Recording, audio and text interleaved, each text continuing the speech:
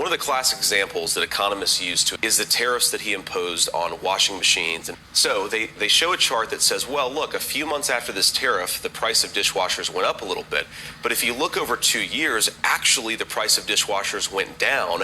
Senator Vance is right. We should look at a longer time horizon to see what the full effect will be. But we shouldn't stop here when the desired story ends. We should keep going to today, and we see that the price of washing machines went up all the way until 2023. In that year, the specific universal washing machine tariffs expired. They were gone. And what happened to the price of washing machines afterwards? They came down. Now let's compare this to the prices of other appliances which were not subject to the tariff. This will help be somewhat of a control group. And we see both the implementation of the tariff, the duration thereof, and the expiration of it all influenced prices exactly as standard microeconomic supply and demand would say. I mean, look, economists disagree about a lot of things, especially across the political divide, but there's a reason why when it comes to tariffs, we're nearly universal. They don't protect jobs. They only harm the American consumer.